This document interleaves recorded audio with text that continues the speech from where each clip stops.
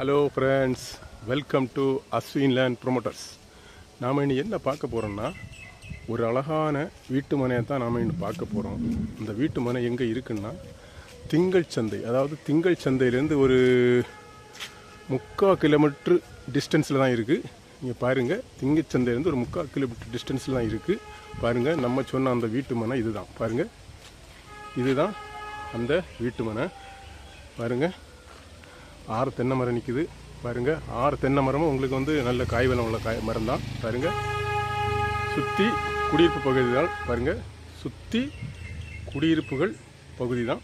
பாருங்கள், சுற்றிலும் குடியிருப்பு நிறைந்த பகுதிகள். 7 சென்ட். பாருங்கள், இது 7 சென்ட் பூமி. 2 சைடும் ரோடு. இந்த மனைக்கு 2 சைடும் ரோடு. பாருங்கள், 2 சைடும் ரோடு. பாருங்கள், 2 சைடும் ரோடு. பாருங்க, அதுபோல் நல்ல கிட்டத்தட்ட ஒரு 40 அடி உங்களுக்கு வீதி வரும். ஃப்ரண்டேஜ் 40 அடி வீதி வரும். பாருங்கள், ஒரு அழகான ஸ்கொயர் பிளாட்டு தான்.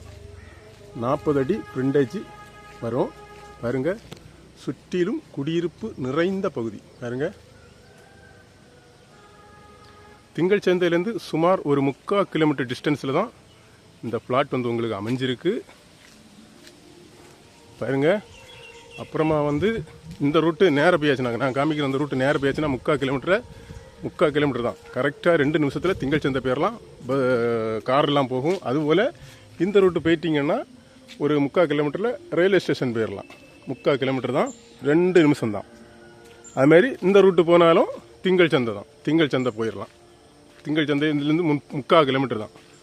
3 சைடு வாக்கில் நமக்கு திங்கள் சந்தை போகலாம். எங்கே நீ போனாலும் 3/4 கிலோமீட்டர் தான் டிஸ்டன்ஸு. பாருங்கள், இதே ஃப்ளாட்டு தான். அவங்க அந்த ஃப்ளாட்டுக்கு அவங்க என்ன ரேட்டு கேட்குறாங்கன்னா 6,500 கேட்குறாங்க. நமக்கு கொஞ்சம் குறைச்சி எடுத்து நமக்கு என்ன பேசிக்கிடலாம். ஓகே ஃப்ரெண்ட்ஸ், அப்படிப்பட்ட இந்த அழகான இந்த வீட்டு மனை யாருக்கும் வேணும்னா கீழே இருக்க இந்த நம்பருக்கு கால் பண்ணுங்கள். மறக்காமல் நம்ம சேனலை சப்ஸ்கிரைப் பண்ணுங்கள். ஓகே ஃப்ரெண்ட்ஸ், நன்றி.